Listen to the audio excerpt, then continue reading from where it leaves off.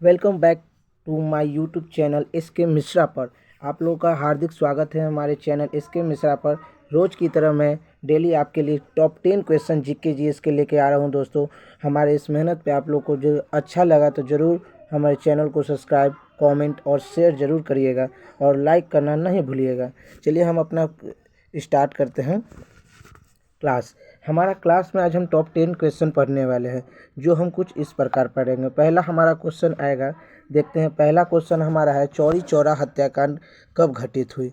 जी दोस्तों, पहला हमारा क्वेश्चन है, चौरी चौरा हत्याकांड कब हुई। पहला ऑप्शन है 6 फरवरी, दूसरा ऑप्शन है 3 फरवरी, तीसरा ऑप्शन है 4 फरवरी, चौथा ऑप्शन है 5 फरवरी। इनमें से सही ऑप्शन कौन है? अगर दोस्तों ये सब प्रश्नों के आपको उत्तर जो भी मैं करवाऊँगा अगर आप लोग को मालूम हो तो कॉमेंट में ज़रूर बताइएगा, क्योंकि बताने के साथ आपका रिवीजन भी होगा।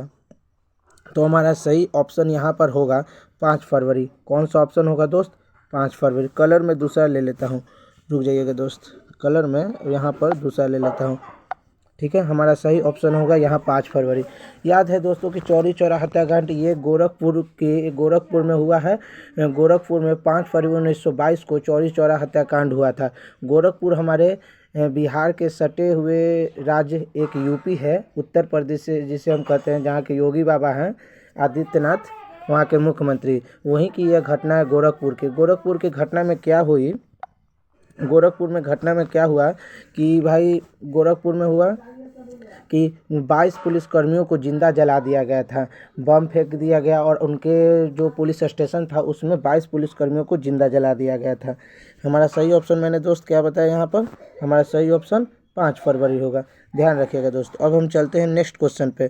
थोड़ा थोड़ा जिसमें मुझे इंपॉर्टेंट लगेगा उसमें मैं कुछ और डिटेल भी बताऊँगा। इसका हमारा सही ऑप्शन है, याद रखिएगा, 5 फरवरी। हमारा नेक्स्ट क्वेश्चन होगा दोस्त, हमारा नेक्स्ट क्वेश्चन है, सरकार ने 2025 एशियाई शीतकालीन खेलों के लिए कितने सदस्य भारतीय दल को मंजूरी दी थी। पहला ऑप्शन है 88, दूसरा ऑप्शन है 25, तीसरा ऑप्शन है 66, चौथा ऑप्शन है 78। इनमें से बताइएगा सही ऑप्शन क्या होगा। हमारा यहाँ सही ऑप्शन होगा 88। जी दोस्त, हमारे यहाँ सही ऑप्शन होगा 88, ऑप्शन नंबर 1। बताएं इसमें कुछ दोस्त कि भारतीय राष्ट्रीय एशियाई शीतकालीन सम्मेलन में 88 लोगों को मंजूरी दी गई थी, और साथ में यहाँ कुछ खिलाड़ी 59 खिलाड़ी को 88 खेलों को मंजूरी दी गई थी, जिसमें से 59 खिलाड़ी इसमें भाग लिए थे। और साथ में यही बात किया जाए तो चाइना ने यह गेम चीन में हो रहा है, जो 7 फरवरी से 14 फरवरी तक आयोजित किया जा रहा है। 2026 में भी यहीं पर बता देते हैं आप लोगों को कि याद रहे कि 2026 में एशियन गेम्स नागोया जापान में आयोजित किया गया था। साथ ही पेरिस ओलंपिक में भारत ने 64 पदक प्राप्त किया था। और पेरिस ओलंपिक में भारत का 71वां नंबर स्थान आता है।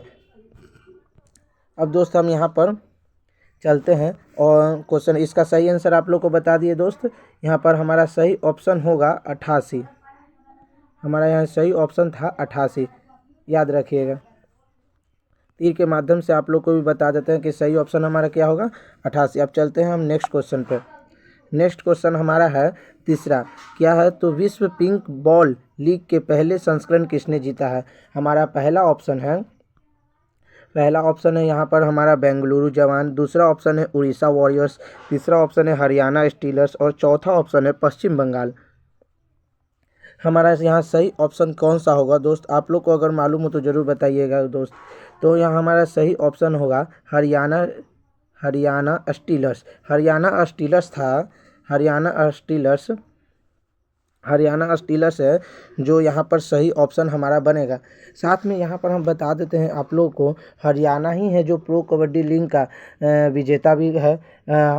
बना। फिर अंडर 19 वर्ल्ड कप जो हुआ उसमें भारत विजेता बना था। यहाँ गेम की बातें हो रही थी, थोड़ा बहुत गेम के बारे में नॉलेज दे रहे हैं कि अंडर 19 वर्ल्ड कप जो हुआ 2024 में वो इंडिया में हुआ था। कहाँ हुआ था? इंडिया में। इंडिया में ही हुआ था, जिसका विजेता इंडिया ही बना था। किसको हराकर? तो साउथ अफ्रीका को हराकर भाई इंडिया विजेता बना था। और वही बात करते हैं 2026 में T20 वर्ल्ड कप होगा, इंडिया और श्रीलंका के बीच में होने वाला है। 2027 में ODI world cup south Africa और जिम्बाब्वे के बीच में होगा। ऐसे ही मुख्य बातें दोस्तों, आप लोग को अगर अच्छा लग रहे हैं तो लाइक करना नहीं भूलिए दोस्त, लाइक देना डन कीजिए। चलते हैं अब नेक्स्ट क्वेश्चन पे। हमारा नेक्स्ट क्वेश्चन है 4 नंबर क्वेश्चन, 67वें ग्रैमी अवार्ड में बेस्ट कंट्री एल्बम का अवार्ड किसने जीता? बेस्ट कंट्री एल्बम का अवार्ड किसने जीता? पहला ऑप्शन है कोई बॉय कॉटन बेओसे, अजीब नाम है भाई, क्या करिएगा, पढ़ना तो पड़ेगा ही, कोई बॉय कॉटन बेओसे। दूसरा ऑप्शन है नॉट लाइक अस। तीसरा ऑप्शन है चैपल सेन। और चौथा ऑप्शन है नो एट देन। यहाँ हमारा सही ऑप्शन होगा, हमारे यहाँ सही ऑप्शन होगा कोई बॉय कॉटन बेओसे। कौन सा होगा दोस्त? कोई बॉय कॉटन बेओसे। रुक जाइए, कोई बॉय कॉटन बेओसे हमारा यहाँ सही ऑप्शन होगा। यहाँ बता देते हैं कोई भी कॉटन ऑप्शन कि ये इसमें गेम से रिलेटेड है, तो ग्रैमी अवार्ड। इसमें हम मुख्य बिंदु की बात करते हैं तो ऑस्कर के लिए नॉमिनेशन अवार्ड दिया गया था, तो अनुजैया मेवी को दिया गया था। अनुजैया मेवी को ऑस्कर अवार्ड का नॉमिनेशन दिया गया था। और 70वें नेशनल फिल्म अवार्ड में बेस्ट मूवी का अवार्ड किसे? अहम मूवी को दिया गया था। यहाँ बता दें दोस्त कि बेस्ट दादा साहेब फाल्के पुरस्कार मिथुन चक्रवर्ती को दिया गया था। ये फिल्म से जुड़ा हुआ 67वें ग्रैमी अवार्ड, ठीक ना, एल्बम अवार्ड के जो कोई बॉय कॉटन बेओसे को दिया गया। ये 2025 के टॉप क्वेश्चन में से हैं, जो आगामी परीक्षा में जैसे SSC, रेलवे, बैंकिंग इत्यादि में ये सब जरूर आते हैं। ऐसे प्रश्न SSC और बैंकिंग जैसे सवाल ज़्यादा उठाते हैं। रेलवे उठाती है लेकिन उच्च पोस्टों पे जैसे JEE वगैरह में।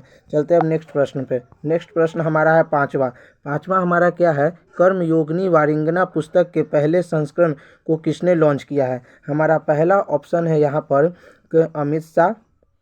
दूसरा ऑप्शन है नरेंद्र मोदी। तीसरा ऑप्शन है राजनाथ सिंह। और चौथा ऑप्शन है विजय रट्टाकर। आप लोग बताइएगा सही ऑप्शन क्या है?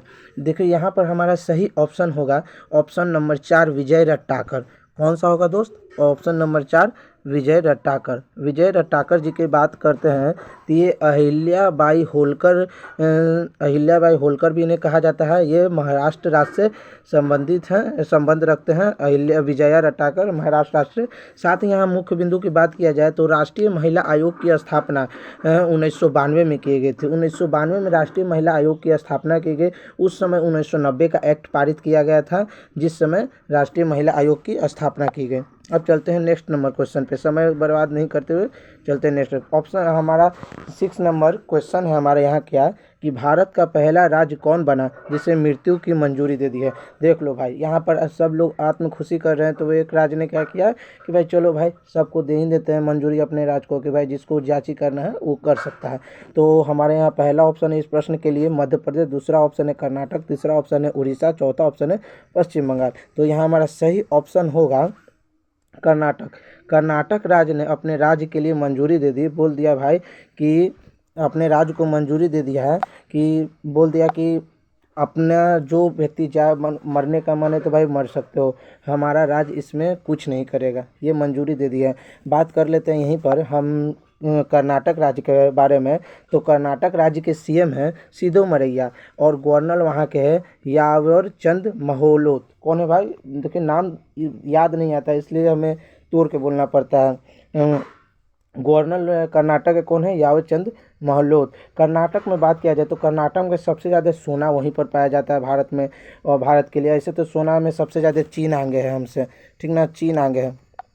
और कर्नाटक के गवर्नर है यावचंद महलोत। और बता दिए आप लोग कि सोना सबसे ज़्यादा कर्नाटक में पाया जाता है और कॉफ़ी भी भाई कर्नाटक। हमारा सही ऑप्शन होगा यहाँ पर, हमारा सही ऑप्शन है दोस्त कर्नाटक, ठीक, हमारा सही ऑप्शन है कर्नाटक। चलते हैं अब नेक्स्ट प्रश्न पे। प्रश्न संख्या 7। प्रश्न संख्या हमारा 7 क्या है? प्रश्न संख्या हमारा 7 है हाल ही में नवीन चावला का निधन हो गया, वो कौन थे? नवीन चावला कौन थे भाई? बात करते हैं तो हमारा यहाँ पहला ऑप्शन है इस प्रश्न के लिए पूर्व मुख्य चुनाव आयुक्त थे। ये दूसरा ऑप्शन है पूर्व प्रधानमंत्री थे। तीसरा ऑप्शन है पूर्व राष्ट्रपति थे। चौथा ऑप्शन है नियंत्रक महालेखा परीक्षक थे। बताइएगा ये 4 ऑप्शन में से कौन सा? तो ये जो इनका निधन हो गया क्या नाम था? तो नवीन चावला। नवीन चावला जी नवीन चावला जी ये भारत के पूर्व मुख्य चुनाव आयुक्त थे। कौन थे भाई? ये भारत के मुख्य चुनाव आयुक्त थे। कौन? नवीन चावला। रुक जाइए, भारत के मुख्य चुनाव आयुक्त कौन थे? नवीन चावला। नवीन चावला भारत के मुख्य चुनाव आयुक्त थे। भारत के मुख्य चुनाव आयुक्त थे नवीन चावला जी। और ये बात किया जाता है तो पूर्व मुख्य चुनाव आयुक्त अभी भारत के मुख्य चुनाव आयुक्त कौन है? तो सुकुमार सेन है। और महिला पहले भारत के मुख्य चुनाव आयुक्त बने सुकुमार सेन। और पहली महिला मुख्य चुनाव आयुक्त बात किया जाए, पहली महिला मुख्य चुनाव आयुक्त हमारी बनी थी वी.एस. रमा देवी।